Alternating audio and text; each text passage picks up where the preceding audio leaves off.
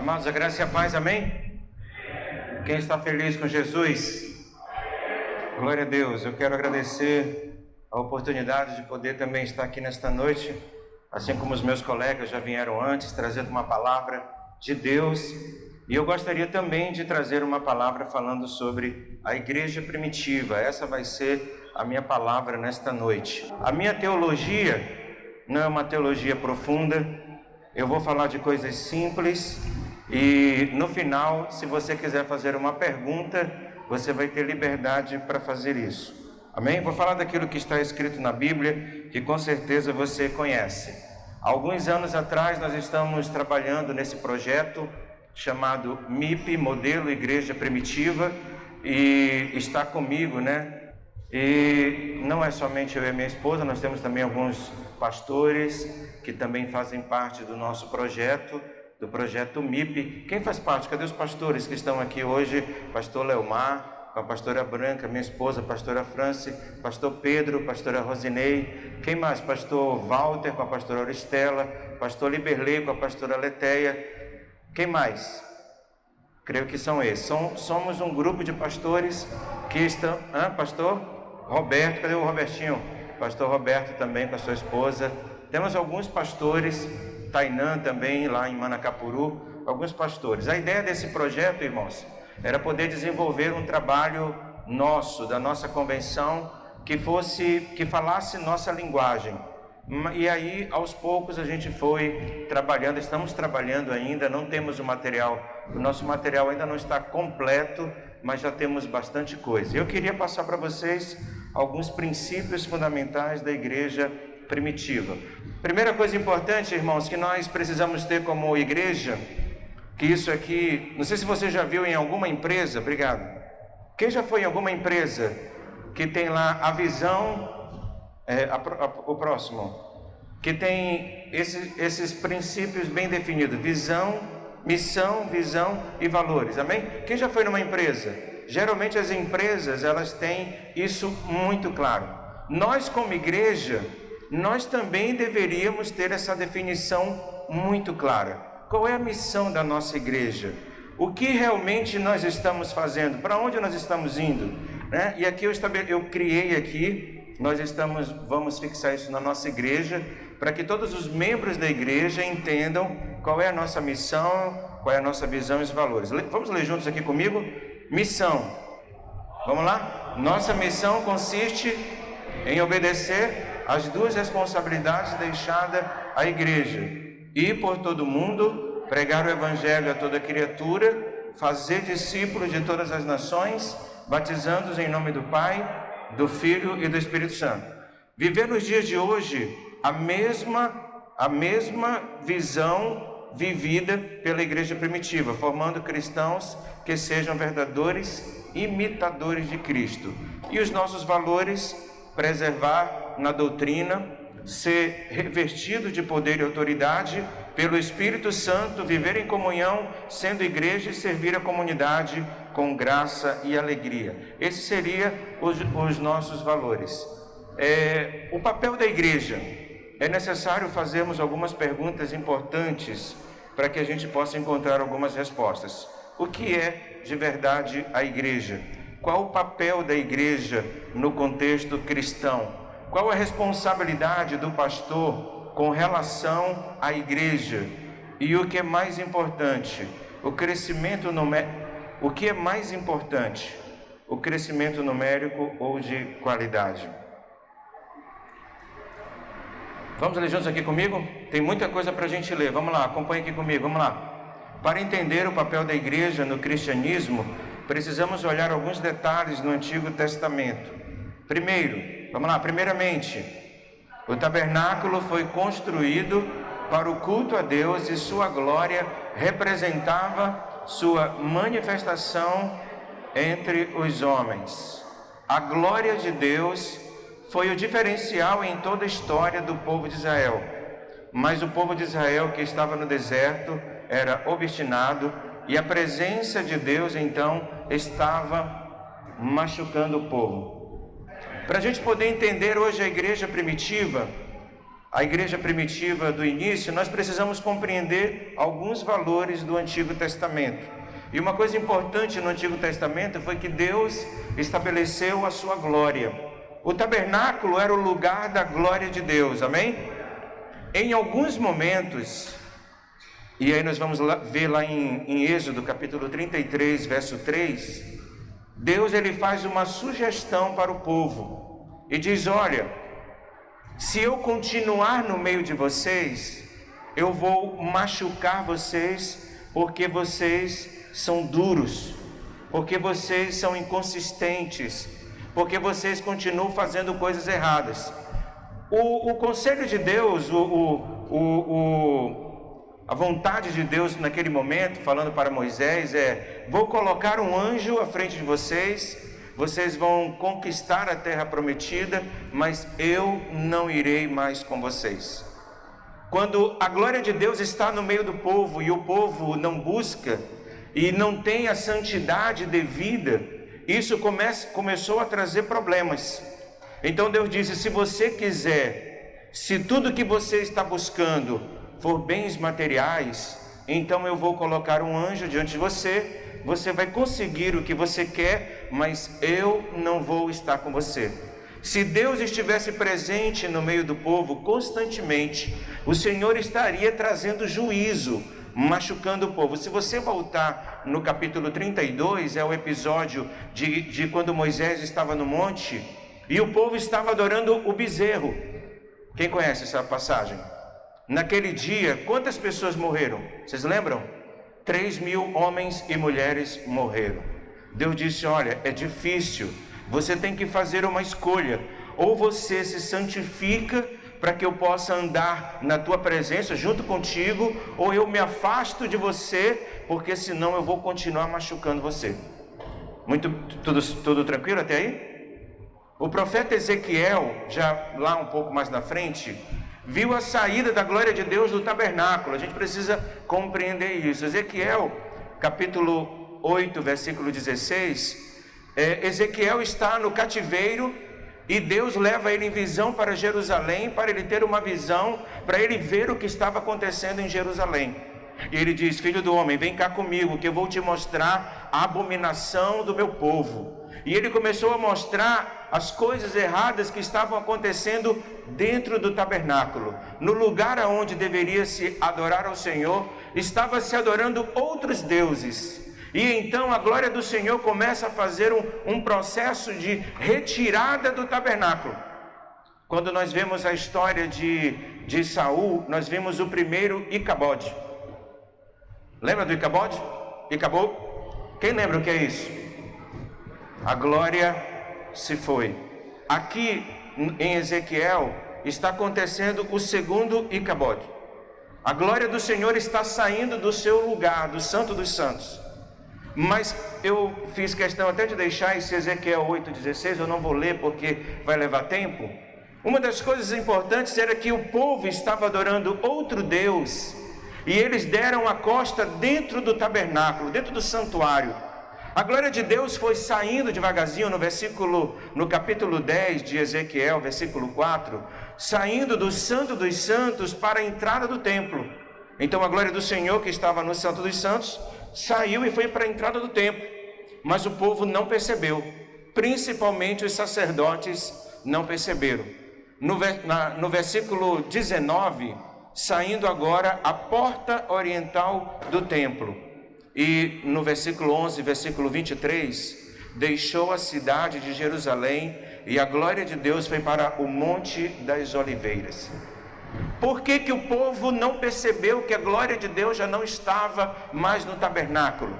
Porque eles estavam adorando ao Senhor virado para outros deuses. Eles haviam dado as costas para Deus e eles não haviam percebido que mesmo estando na casa de Deus, a glória do Senhor não estava mais ali, no Santo dos Santos, onde era um lugar oculto e secreto. Quando o povo passava pelo lado de fora, eles viam a fumaça, o incenso, e acreditavam que lá dentro os sacerdotes estavam adorando a Deus. mas na verdade eles estavam de costa. Estando de costa, eles nem perceberam que a glória do Senhor já havia deixado aquele lugar. Tudo bem? Creio que todo mundo conhece isso. E aí a glória de Deus foi para o Monte das Oliveiras.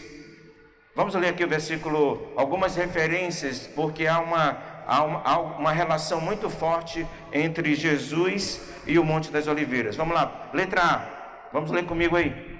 Ensinou as bem-aventuranças. B, tudo isso no Monte das Oliveiras. O Sermão do Monte nas Oliveiras, lugar onde Jesus costumeiramente usava para falar com o Pai em oração. Sua ascensão aos céus. E letra E, o profeta Zacarias profetizou que Jesus voltaria lá no Monte das Oliveiras. Quando Jesus morreu na cruz, o véu rasgou-se, mas a glória do Senhor já não estava lá fazia tempo. A glória de Deus estava onde? Monte das Oliveiras. Já não estava mais no tabernáculo. Fazia tempo que a glória tinha saído lá, mas os caras lá do tabernáculo nem perceberam e continuavam fazendo o sacrifício, a adoração, o culto no Antigo Testamento continuou. Claro que logo em seguida veio a invasão de Jerusalém, o templo foi destruído, mas eles nem perceberam que Deus não estava mais presente ali. Próximo. Quando a luz, olha, isso aqui é muito importante. Quando a luz se apaga no Antigo Testamento, a glória de Deus já não estava mais no templo. Quando a luz se acende no Novo Testamento, já não é mais o templo, e sim cada cristão, pois Jesus é apresentado como a glória de Deus que habita em nós. Quando nós temos a mudança do Antigo Testamento para o Novo Testamento, houve uma mudança de posição, porque no Antigo Testamento a glória de Deus estava onde? Onde estava a glória de Deus? No templo. Mas agora no Novo Testamento, a glória de Deus já não está mais no templo.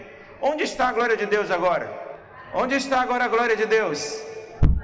Em nós. Nós somos agora santuário de Deus. Nós somos agora a casa de Deus.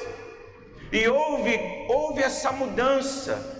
E eu tenho falado muito sobre isso, que algumas pessoas parecem não compreender o que aconteceu na mudança do Antigo para o Novo Testamento. Houve uma mudança muito grande, muito forte. A glória de Deus, ela não está no templo, ela está onde? Em nós. Você crê que a glória de Deus está nesta noite aqui neste lugar? E esse lugar aqui, o santuário, é santo. Quem pisar aqui em pecado vai morrer. Quem entrar na igreja em pecado, mas não tem esse negócio do altar, que se pisar em pecado, morre e tal, não tem esse negócio aí? Tem ou não tem? Não, isso não existe, porque no Novo Testamento a glória de Deus já não está mais no templo. Onde está a glória de Deus agora? Está em nós. Aleluia, glória a Deus. Amém? Quem dá glória a Deus? Agora diga para o irmão assim, mas misericórdia, porque Deus continua sendo o mesmo. E se você estiver em pecado, a glória do Senhor vai consumir você. Quem gostaria de ver a glória de Deus sendo manifesta aqui neste lugar, nesta noite? De verdade, nós queremos isso? Você tem ideia que se nós estivermos em pecado, a glória do Senhor vai nos consumir? Que para Deus não é importante apenas o que eu estou fazendo agora, mas a minha vida fora da igreja. E que a igreja pode se santificar de todas as formas, mas para Deus o importante sou eu, não o templo. Você está preparado para a glória de Deus ser manifesta e matar todos aqueles que estão mentindo? Porque onde tem glória de Deus tem santidade. Deus não convive no meio do pecado. Deus não está no meio do pecado. Amém? Ou às vezes eu me empolgo, quero pregar, mas nem é para me pregar, é só para me falar. No Antigo Converso, vamos ver aqui, ó. O Antigo Testamento retrata a aliança de Deus com Israel. Lê comigo aqui, me ajuda aí, por favor. Suas leis são físicas e terrenas, totalmente diferente do Novo Testamento, que tem sua aplicação na vida espiritual e leis de convivência do indivíduo no reino de Deus. Escute aqui, irmãos, eu vejo muita gente falando assim: mas por que o Novo Testamento não fala disso e não fala daquilo outro? Porque a vida foi regida no Velho Testamento. O Novo Testamento, Jesus não vem falar do dia a dia, Ele não vem falar do vizinho que fala mal de ti, Ele não está falando disso. A preocupação de Jesus é estabelecer leis espirituais. O Novo Testamento está falando de coisas espirituais, não tem nada a ver com o dia a dia. Tem gente querendo procurar, mas no Novo Testamento não fala de dízimo. Isso já foi estabelecido no Velho. Tem coisas que são princípios do Velho Testamento. O Novo Testamento está em uma outra dimensão, e as pessoas não entendem. Quando Nicodemos vai falar com Jesus sobre o novo nascimento, e quando Jesus fala para ele: Nicodemos, não é como você está pensando, as coisas não estão no mundo físico, o nascer de novo é na alma e no espírito. Se você vai nascer de novo, você tem que nascer aqui dentro. Jesus, ele veio estabelecer um reino, o reino espiritual. O nascer de novo, João 3,5, o cristão nasce no Espírito e tem a oportunidade de se mover no mundo espiritual. No Antigo Testamento, os ajustes e mandamentos são destinados a uma nação, enquanto que o Novo Testamento trata da vida espiritual do indivíduo. Eu até coloquei essa imagem aqui, não sei se essa imagem consegue retratar bem. Ali seria Moisés trazendo a tábua das leis, aonde o Antigo Testamento estabelece regras para a nação. Essa imagem daqui do Novo Testamento, Jesus, ele não veio tratar com a nação. Jesus não veio estabelecer regras para o povo. Jesus veio falar individualmente, porque agora nós somos a casa de Deus. Nós somos a casa de Deus, amém? Por isso o Novo Testamento está todo voltado para o indivíduo, e não para a igreja, e não para o povo, não para a nação. Isso é muito importante, essa compreensão. A igreja primitiva nasce no dia de Pentecoste através das 120 pessoas, homens e mulheres que foram discípulos, talmidins de Jesus. Os fundamentos desta igreja eram, vamos ler comigo aqui, versículo 1, vamos lá. Todo mover e glória que vimos na igreja primitiva só foi possível pelo batismo de fogo no Espírito Santo. Revestimento. Irmãos, olha, presta atenção aqui uma coisa para mim. Quem gostaria de ver a glória de Deus da igreja primitiva acontecendo na sua igreja? É invocado que tem gente que nem quer. Quem gostaria de ver essa glória? Deixa eu te explicar uma coisa. A glória que foi vista na igreja primitiva não é produção de obra humana.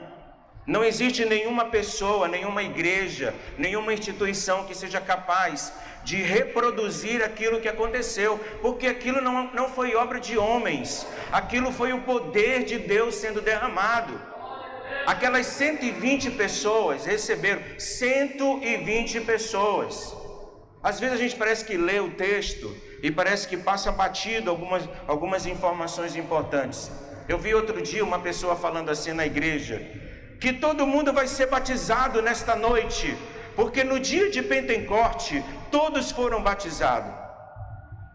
Está certo ou está errado essa expressão? Quem foi batizado no dia de Pentecoste?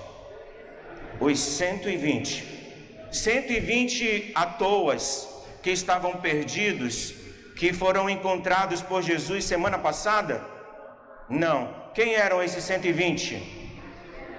Homens e mulheres que haviam passado uma vida com Jesus, 3 anos vivendo, comendo, bebendo, dormindo, vestindo junto dele. Essas pessoas haviam alcançado a maturidade espiritual, eles já estavam limpos e estavam prontos agora para frutificar, para receber o batismo de fogo. Isso é muito importante nós entendermos isso. O 2, vamos lá. O papel do Espírito Santo na igreja primitiva não era apenas de dar poder e autoridade, mas também de guiar a igreja segundo a vontade de Deus. Outro problema que a gente vê nos dias de hoje: a igreja saiu da mão do Espírito Santo. Quando você vai ver na igreja primitiva, você vê o Espírito Santo conduzindo a igreja. Era a igreja que dizia para Paulo, vai para tal lugar. Era a igreja que dizia para Filipe. Era o Espírito Santo que falava diretamente, que movia as peças da igreja. A igreja, ao longo do tempo, foi perdendo essa comunhão e essa intimidade.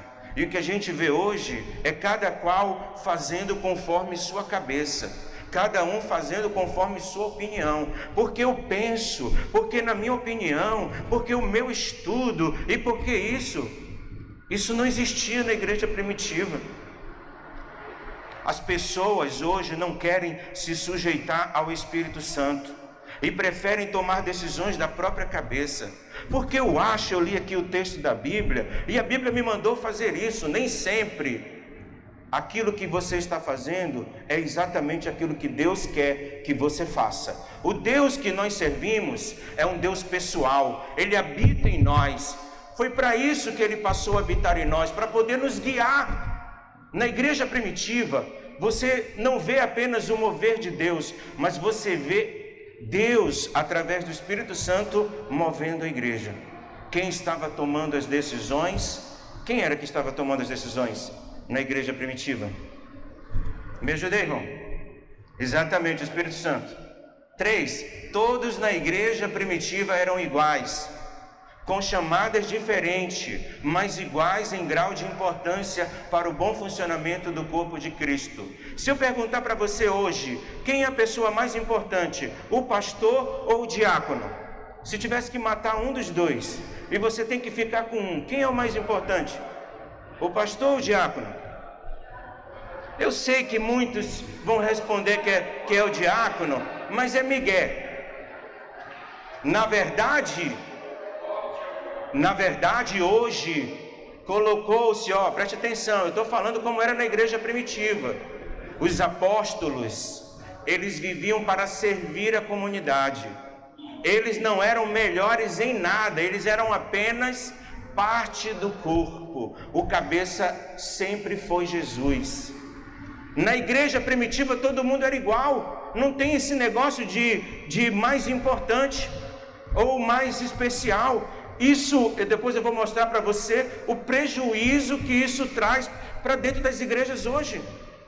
A alienação que acontece na cabeça das pessoas, porque elas pensam que elas não são importantes, que elas não vão ser cobradas, e que tudo quem tem que fazer é o pastor. Quem tem que fazer milagres é o pastor, quem tem que visitar o pastor, quem tem que fazer isso é o pastor. Eu vou dar o nome de uma mulher fundamental na igreja primitiva, Dorcas. Quem já ouviu falar dessa mulher? Dorcas, mulher cheia do Espírito Santo. Sabe como é que ela era usada por Deus?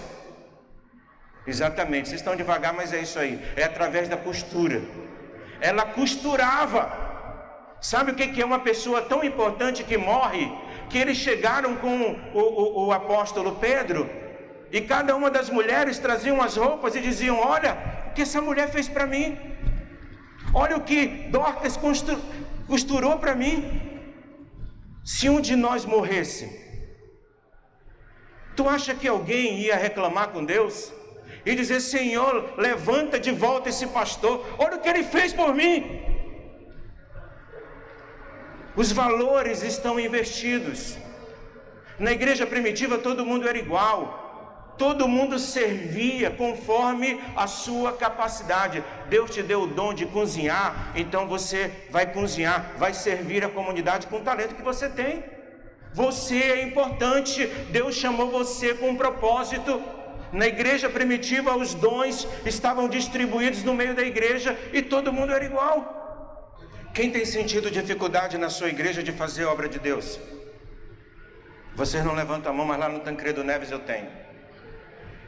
Sabe por que é difícil, irmãos? Porque a maioria das pessoas nem nasceram de novo, nem sabe o que é isso. Elas estão tentando viver a vida delas, com os propósitos delas, com as vontades delas. E é praticamente impossível ver a glória de Deus se você não nascer de novo. A igreja primitiva, nós vamos encontrar pessoas que verdadeiramente estavam prontas a abandonar tudo por amor ao Evangelho. Eles estavam dispostos, inclusive, a perder suas vidas por amor a Cristo. Pergunta na igreja hoje quem está disposto a perder sua vida por amor de Jesus. Na verdade, a mentalidade é totalmente oposta. As pessoas, elas querem ganhar cada vez mais. E se elas não recebem aquilo que elas querem, ficam com raiva. Apesar da igreja primitiva se juntarem também no templo de Jerusalém para louvar a Deus, a igreja em si não tinha templos próprios. Todo mundo sabe disso, né, irmãos? Que a igreja primitiva não tinha templo, todo mundo sabe disso? Quando fala que a igreja estava reunida no templo, que templo era esse?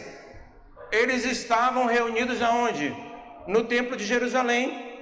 Eles não iam fazer um culto, mas como o lugar de Jerusalém era um lugar de cultuar a Deus, eles se reuniam ali também. Era lugar de oração, mas em si a igreja primitiva não tinha templos próprios.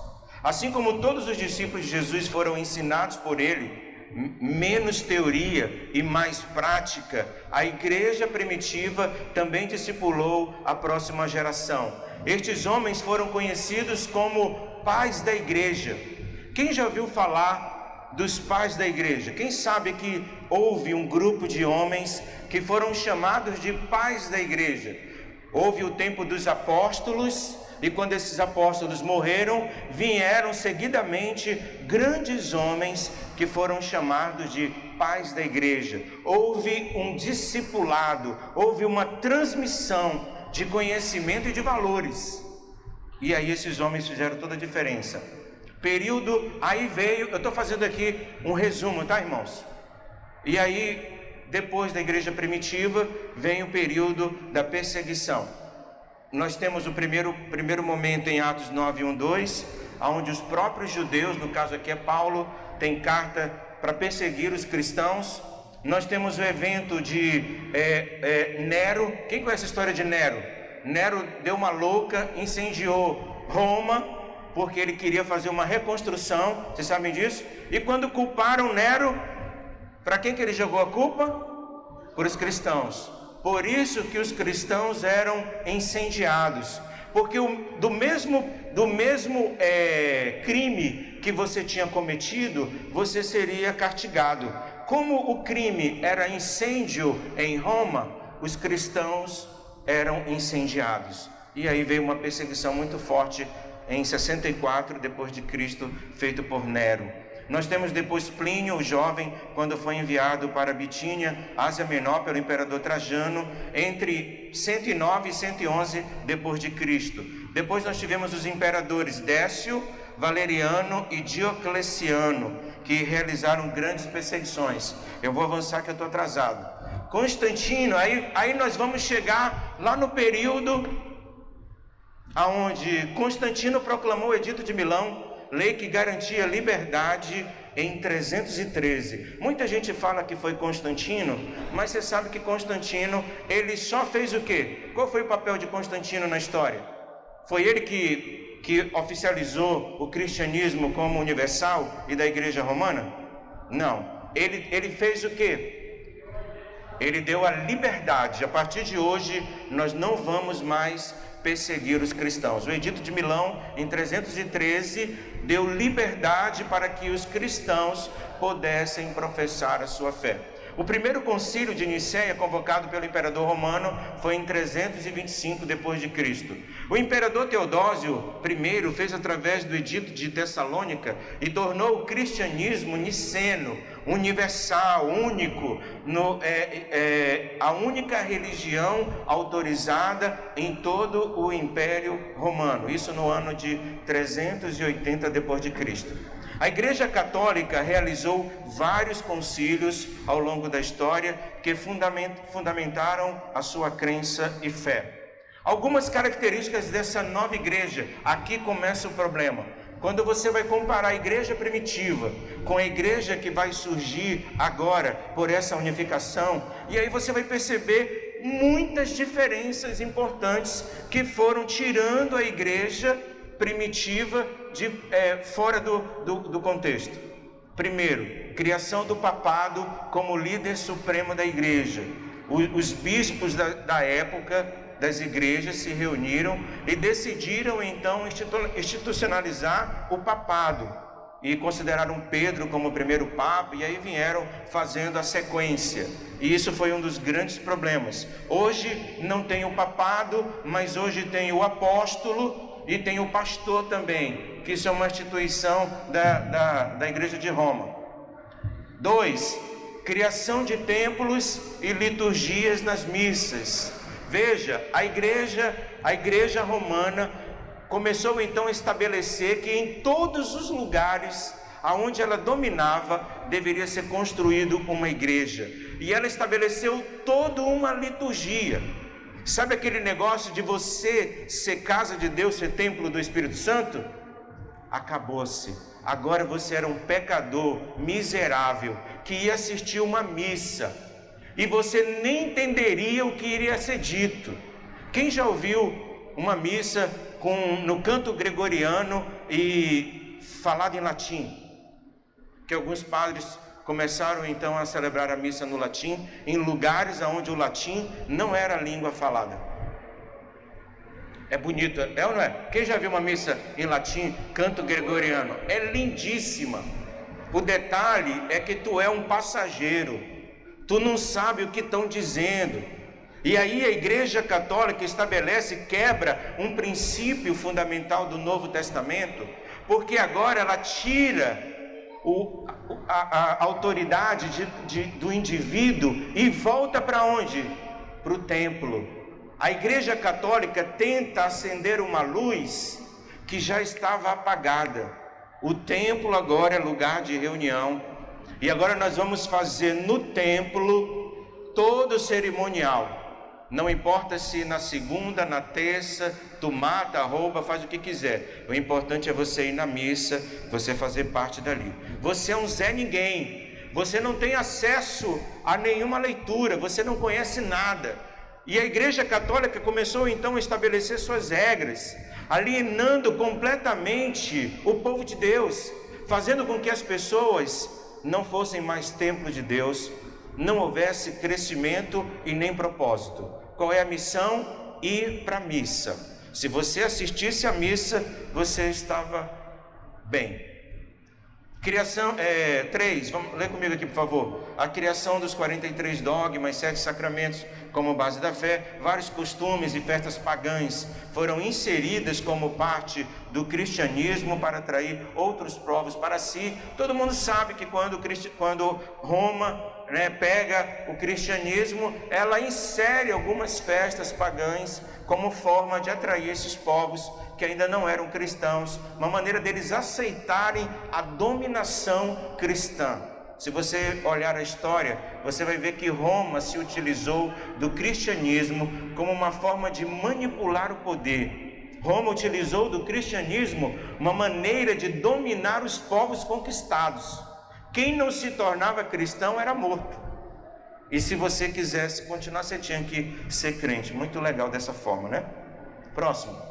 A reforma protestante, aí eu queria chegar agora num ponto muito importante, que é a reforma protestante. Creio que todos nós conhecemos aqui um pouco, vou falar só de alguns pontos mais importantes. A reforma protestante ocorreu 31 de outubro de 1517. Quantos anos passaram? Eu poderia fazer aqui 3. A igreja primitiva, a igreja de Roma, em 380, e agora nós temos em 1517, nós temos um outro evento muito importante, que é a reforma protestante. Martinho Lutero, ele era monge, e ele teve acesso a alguns trechos da Bíblia, e então ele percebeu claramente que aquilo que a igreja estava ensinando estava errada. E como sendo um monge, o que ele faz? Ele prega na igreja de Monte Wittenberg, ele prega as 95 teses, aonde basicamente ele estava solicitando que a Igreja Católica revisse as suas leis e deixasse principalmente o papado. Ele desconsiderava que o Papa não tinha o poder que ele tem hoje, e a questão das indulgências. foram os principais questionamentos de Martinho Lutero. Mas a Igreja Católica, ao invés de fazer essas correções, o que a Igreja fez? Em 1521, excomungou Martinho Lutero. E no Concílio de Trento, que durou de 1545 a 1563, não apenas ela expulsou Martinho Lutero, ela reafirmou os dogmas dela. Não, nós acreditamos no papado. O papado é uma autoridade de Deus no meio dos homens. Nós acreditamos também nas indulgências, que a pessoa pode fazer alguma coisa para ser perdoado. E eles também tomaram decisões para coibir aquilo que estava acontecendo na reforma. Esse concílio foi chamado de Contra-Reforma, que foi justamente aquele momento onde a igreja se posiciona contra aquilo que havia sido feito. Com o advento da imprensa, a reforma se espalhou por toda a Europa, dando início a novas igrejas protestantes.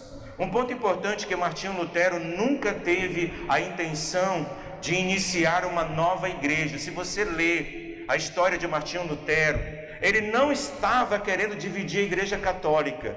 Quando ele prega as 95 teses, ele estava usando um meio lícito de fazer uma correção no estatuto. Alguns pastores, acho que têm acompanhado uma situação que tem acontecido, que às vezes tem pastor que ele quer mudar o estatuto. E aí quando ele não consegue mudar o estatuto, ele sai da convenção e cria uma convenção à parte. Mas isso é coisas que acontecem, isso já não é de hoje.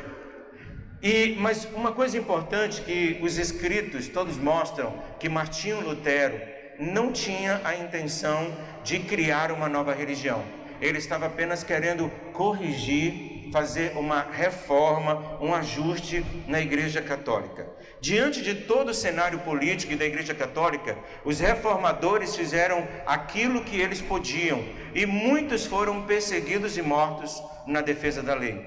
Hoje cabe a nós realizarmos uma nova reforma, não colocando remendo em roupa velha, mas fazendo algo novo, voltando aos moldes da igreja primitiva. Olha aqui para mim. Qual foi? Eu não estou querendo aqui desfazer do que Martinho Lutero, João Calvino e todos os reformadores fizeram, mas eu creio que eles tiveram um pequeno equívoco. Ao invés de eles pegarem o modelo da igreja primitiva e usarem como referência e dizer, nós vamos seguir o padrão da igreja primitiva, eles fizeram apenas alguns ajustes na Igreja Católica. O que isso quer dizer? Quer dizer que hoje, esse modelo que nós temos hoje, nós somos uma igreja católica reformada. Você está me entendendo? Eu entendo toda a dificuldade de Martinho Lutero, né, de Calvino e de todos os reformadores.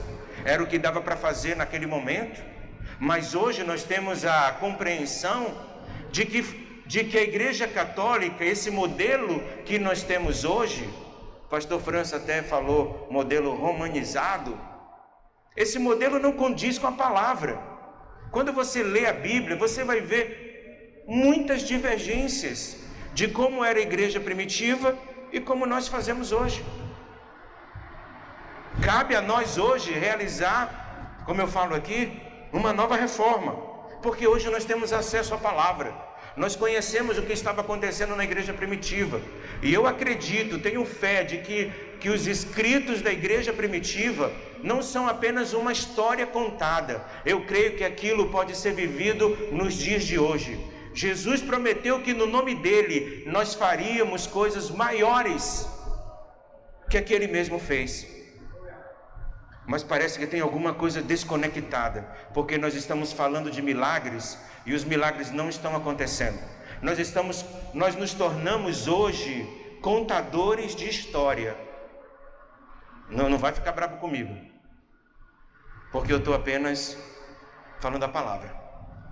Se nós continuarmos servindo a Deus dessa maneira, nós vamos nos tornar apenas contadores de história. Olha, Jesus Cristo andou por aqui e ele fez um milagre, e ele curou isso e curou aquilo outro. E por que a gente não vê isso nos dias de hoje?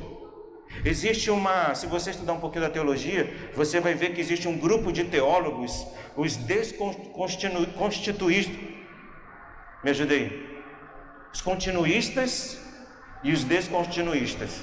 Aqueles que acreditam que aquilo que aconteceu na igreja primitiva continua, os continuistas, e aqueles que acreditam que aquilo acabou.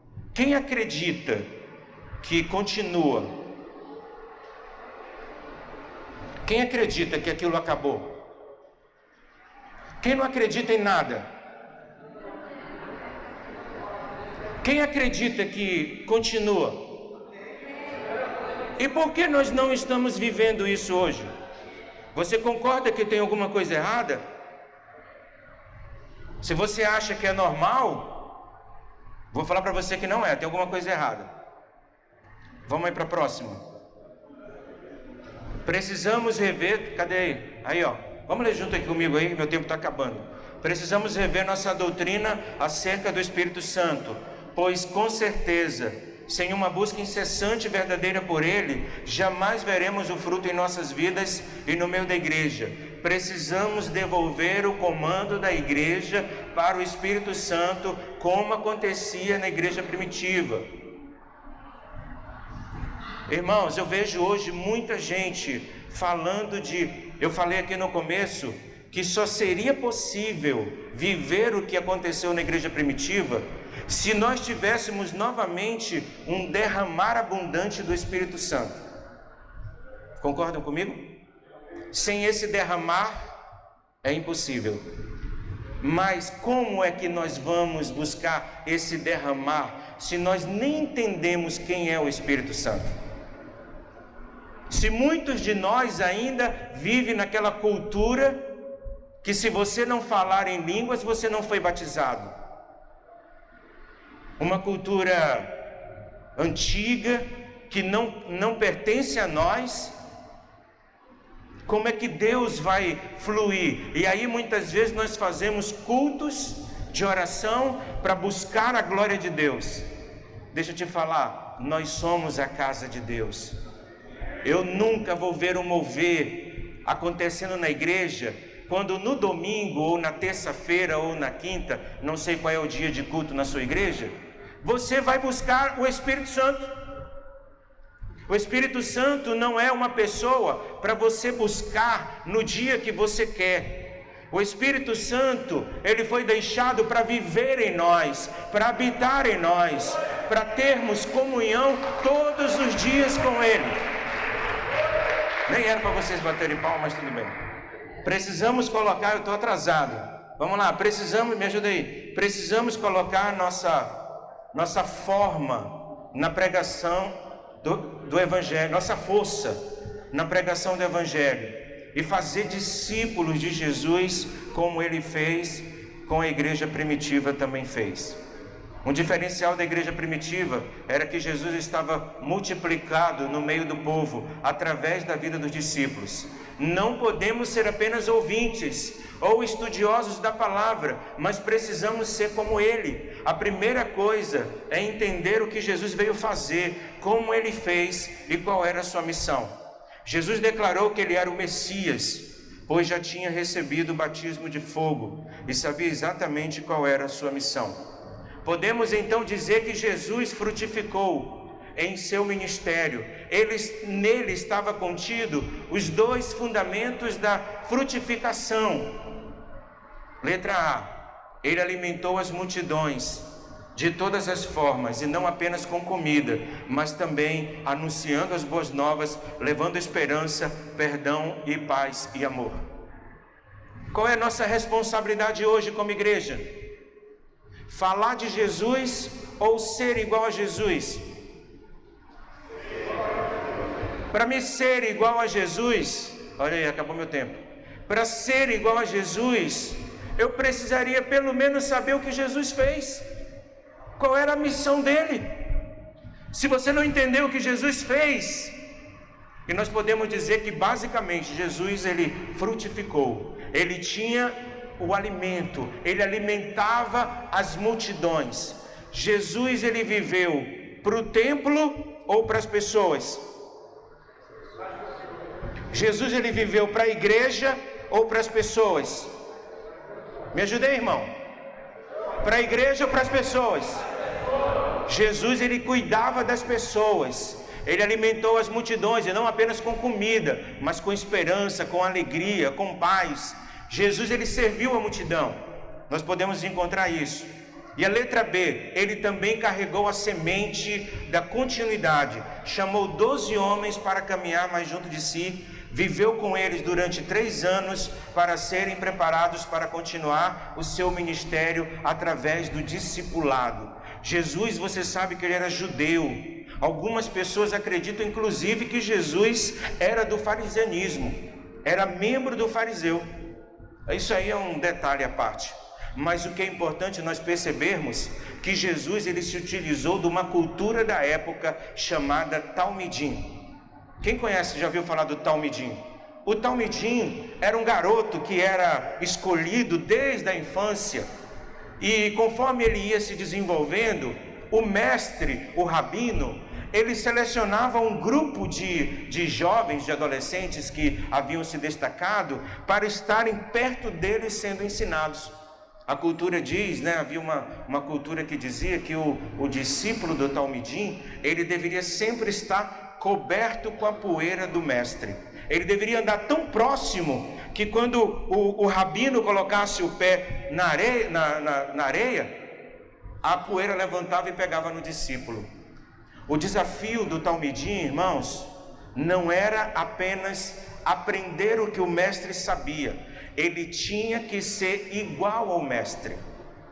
E existe uma confusão hoje muito grande, porque hoje nós temos muitos intelectuais no meio da igreja, e as pessoas acham que simplesmente conhecer Jesus é tudo, mas não vai ter serventia nenhuma se você não for igual a ele. O desespero que aconteceu dos fariseus que crucificaram Jesus foi que quando eles mataram Jesus, veio o Pentecoste. Sabe o que eles encontraram agora no meio do povo? Vários Jesus multiplicados.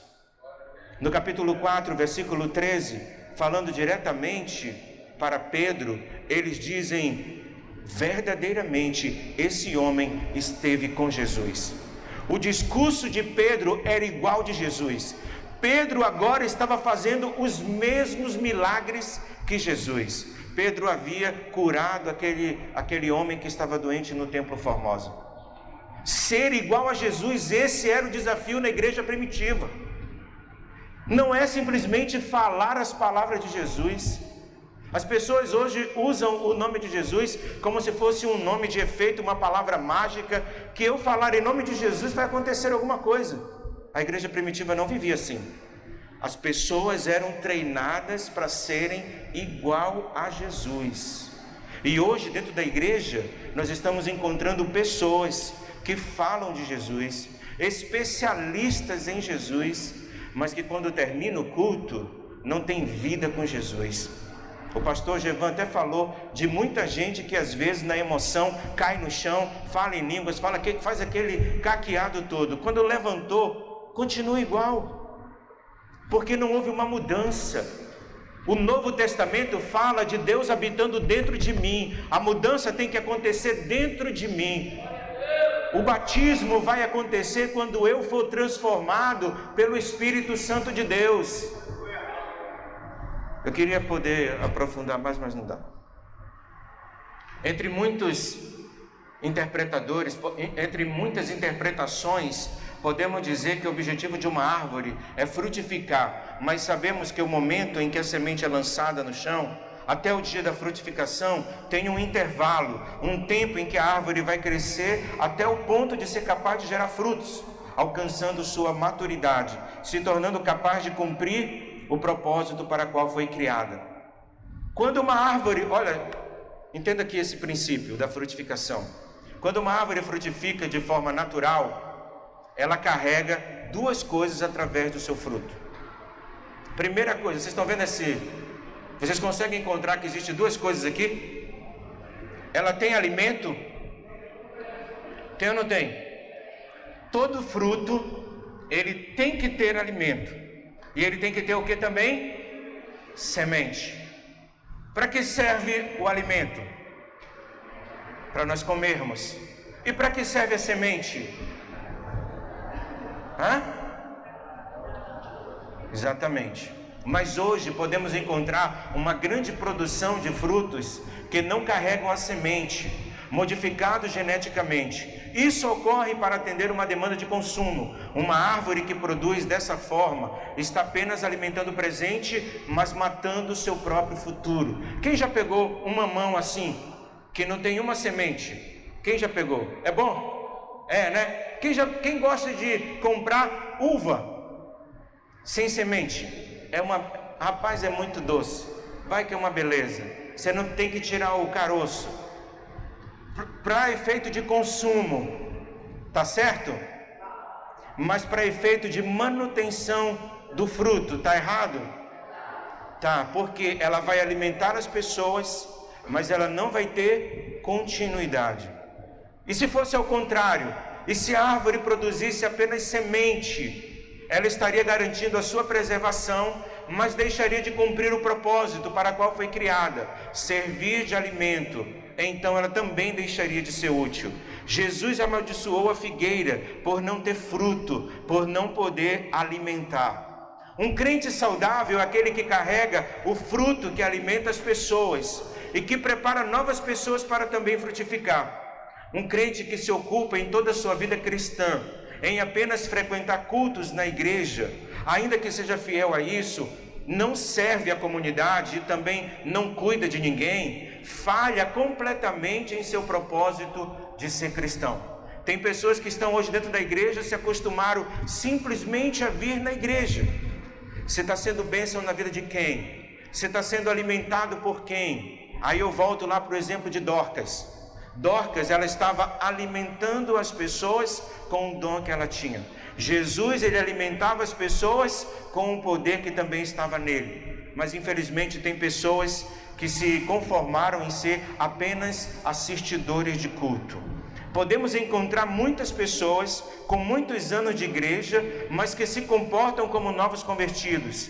Não estão aptos a cuidar de alguém. Você já viu pessoas que têm 5, 10, 15 anos na igreja e quando você pede assim, irmão, tu pode ajudar aquela outra pessoa? E a resposta de muitos deles é, eu não cuido nem de mim. Eu não estou dando conta nem da minha vida, como é que eu vou cuidar do irmão aqui? 15 anos de igreja. O cara não cresceu, ele não tem condições de frutificar, não alimenta ninguém e principalmente também não gera semente. Uma igreja que se ocupa apenas em fazer programações, falha completamente por não promover um ambiente de crescimento e frutificação. Uma igreja que volta a sua força apenas para o serviço comunitário e social e também não discipula seus membros, também falha na sua missão. Uma igreja voltada apenas para células e discipulado como estratégia de crescimento também falha na sua missão. Uma igreja saudável seria aquela que serve a comunidade através do discipulado. Eu quero enfatizar que lá no Tancredo Neves nós somos essa igreja também, de células e discipulado. Mas se nós ficarmos apenas nisso, nós vamos falhar na nossa missão. Nós temos que entender que nós fomos chamados para frutificar. Tem igrejas que se preocupam muito com o lado social, quer ajudar as pessoas, faz eventos comunitários, é muito bom, está alimentando as pessoas. Mas quando fala do discipulado, quem você está preparando para continuar? Quem você está preparando para ser igual a Cristo? É aquele fruto que nós acabamos de ver, que tem alimento, mas não tem semente. Já tem igrejas que é ao contrário, tem muita semente. É discipulado forte e pegado, mas aí não tem o alimento à comunidade. E aí também falha, porque foge do seu propósito. Podemos ver este padrão também na vida do apóstolo Paulo, que embora tenha recebido o batismo do novo nascimento, água, e ao mesmo tempo os dons do Espírito, fogo, ele não frutificou imediatamente, tinha um processo pela qual era necessário que ele passasse. Sua primeira viagem missionária só ocorreu 14 anos após a sua conversão. Assim como uma planta, você lança a semente na terra, ela já vai frutificar no dia seguinte? Sim ou não? ela precisa de um processo. Jesus, ele ficou no anonimato, você sabe quantos anos? Jesus ficou no silêncio, sem ninguém ouvir falar dele? 18 anos. O último registro de Jesus, ele estava com 12 anos. E você só vai encontrar Jesus no dia do batismo dele. 18 anos. Porque existe um tempo de você ficar sentado no banco ouvindo, enquanto alguém está ensinando. Mas vai chegar um tempo que é você que vai vir para frente. É você que vai fazer a obra de Deus. Mas tudo isso é um processo. O apóstolo Paulo, ele foi batizado no Espírito Santo e no mesmo dia ele recebeu o batismo com fogo, porque ele também falou em línguas e pôde falar com Deus. Mas ele já frutificou no dia seguinte? Não. Levou 14 anos, aqui até botei, para que ele pudesse fazer sua primeira viagem missionária. Paulo ficou por 3 anos no deserto da Arábia, e ao retornar para Jerusalém, se sentiu rejeitado pelos apóstolos. Foi levado para Cesareia e depois para Tarso, onde ficou em torno de 10 anos, esquecido em sua cidade natal. Barnabé, ciente de sua responsabilidade de frutificar e de não apenas fazer a obra de Deus em Antioquia. Preste atenção, irmãos. Barnabé entendia, Barnabé foi chamado para fazer o que na Antioquia? Frutificar. Mas ele sabia que se ele não preparasse ninguém para aquilo, o trabalho dele em Antioquia seria em vão. Ele precisava carregar os fundamentos da frutificação. Ele precisava ter alimento para as pessoas, mas ele precisava também ter semente. Então ele vai em busca de Paulo, e ele vai buscar Paulo lá em Tarso. Ele diz: vem comigo, que eu vou treinar você e eu vou capacitar você para realizar esta grande obra. Paulo também fez seus discípulos. Nós temos Timóteo, Tito, provavelmente Lucas e João Marcos. E quando escreve a Timóteo, ele deixa claro que o discipulado deveria ser uma prioridade do seu ministério. Diz a Timóteo, está lá em 2 Timóteo 2:2, que ele deveria selecionar entre os homens convertidos, homens fiéis, e que só deveria oferecer treinamento àqueles que fossem capazes de continuar o processo, de fazer também seus discípulos. Aquilo que ouviste de mim diante de muitas testemunhas, confia a homens fiéis. Não fique falando de Jesus para quem não vai continuar o processo. Se você vai falar de Jesus para quem só quer ir para a igreja, para quem quer só receber bênção e não vai cuidar de ninguém, esquece.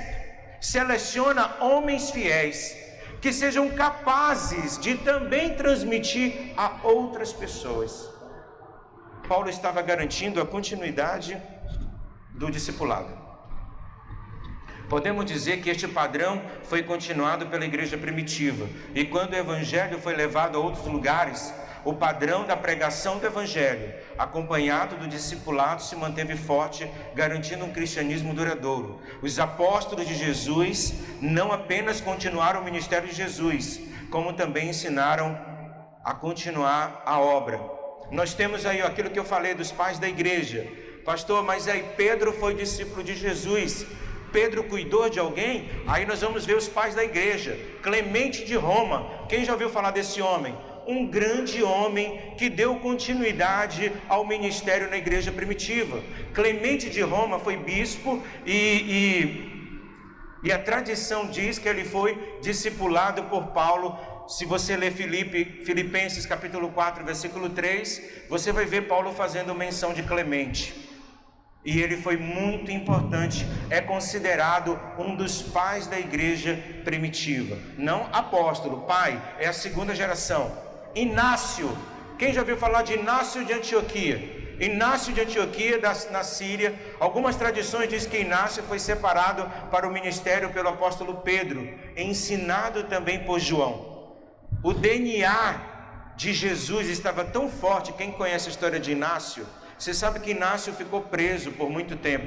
E aí os cristãos da época tentaram libertar Inácio. Inácio escreve na carta dele, dizendo: não me soltem, me deixem aqui, porque somente aqui eu poderei verdadeiramente conhecer o martírio de Jesus. E Inácio morreu na prisão. Ele foi martirizado também, porque ele estava disposto também a morrer por Jesus. Todas as pessoas que eram discipuladas, que eram consolidadas, estavam preparadas a morrer por Cristo. O que seria da igreja se hoje nós tivéssemos uma perseguição no nível que a igreja primitiva teve? O que você acha que é sobrar das nossas igrejas hoje? Você acha que as pessoas estão preparadas para dar a vida? E nós temos Policarpo, foi bispo em Esmirna e considerado discípulo de João. Todos os discípulos de Jesus, eles também cuidaram de outras pessoas. Eles não apenas fizeram a obra de Deus, não apenas alimentaram a multidão, mas eles também prepararam a nova geração. Isso fazia parte fundamental da igreja primitiva. Amém? Eu vou parar por aqui porque aqui no meu já deu 1 hora. Ainda tenho muito mais, mas vou ficar por aqui. Eu espero ter conseguido. Tem alguma pergunta? Alguém fez alguma pergunta? Alguém gostaria de fazer alguma? Alguém anotou alguma pergunta? Tem alguma pergunta? Vocês me dão 5 minutos? Quem me dá 5 minutos? 5, 10, 15, 20, 30. 5 minutos. Tá aqui na minha apostila. Deixa eu só concluir esse assunto que eu vou falar. Tá aqui na apostila, mas eu vou falar aqui sobre ele que não deu tempo de chegar lá.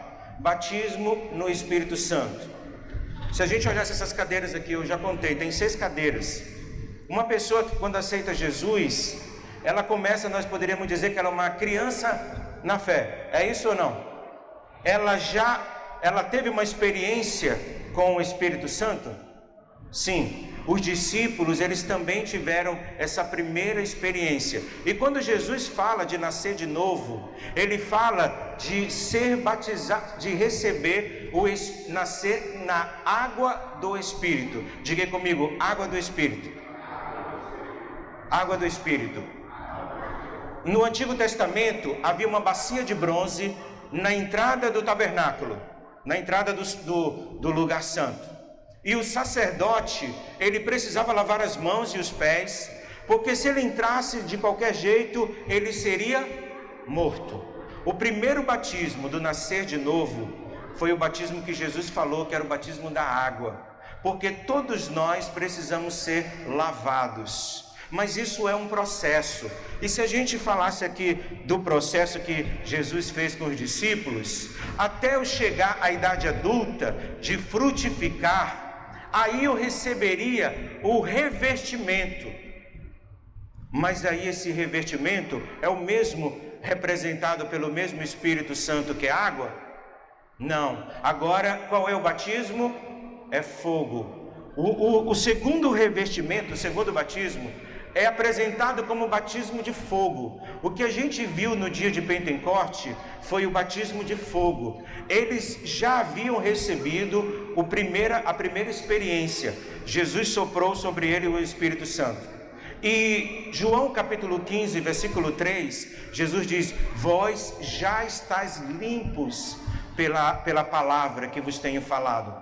Então, quando eles recebem o batismo no Espírito Santo de fogo, eles já estavam limpos e totalmente preparados. Essa limpeza, ela é um processo. Se eu pegar uma pessoa que aceitou Jesus hoje, ela vai receber a primeira experiência de nascer de novo. O Espírito Santo vai habitar nela. Tá certo ou tá errado? Ela vai receber o batismo, ou o Espírito Santo de água. Para quê? Para fazer um processo de limpeza. Mas e se eu pegar essa pessoa, arrastar ela aqui você aceitou Jesus hoje, mas eu já quero que você fale em línguas. Eu já quero que você profetize. Eu já quero que você faça os dons. Eu posso fazer isso com uma pessoa? Eu posso acreditar que uma pessoa vai receber o batismo não estando totalmente limpa? Sem ter passado por um discipulado, por um treinamento?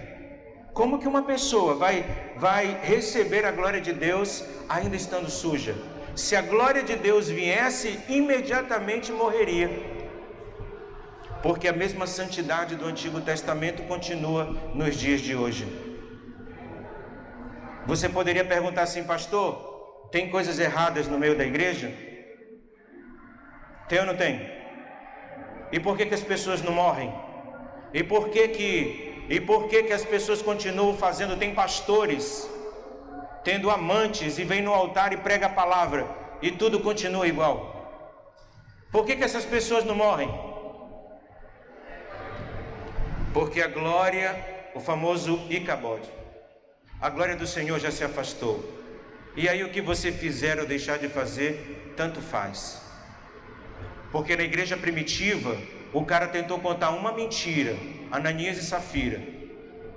Ele nem estava roubando, eles estavam apenas...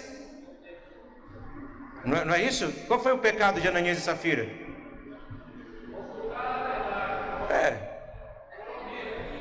Mentir. Caíram mortos. Porque onde tem glória de Deus, tem que haver santidade. As pessoas estão tentando negociar, e aí cai naquilo que o pastor falou. Nós estamos vendo uma igreja que está movendo no poder, mas esse poder é humano. Esse poder não vem de Deus, esse poder não tem frutificação, esse poder não muda quem é igreja. Nós não precisamos de estratégias, nós precisamos do Espírito Santo de Deus. Toda vez que a gente tentar guiar a igreja com estratégia, vai ser a nossa vontade, vai ser o que nós queremos. A igreja primitiva não tinha estratégia. A igreja caiu na graça do povo. A igreja tinha alimento para as pessoas e foram impactadas pela palavra de Deus. Amém? Que Deus abençoe grandiosamente, que Deus derrame graça e vitória sobre a vida de todos vocês. Obrigado.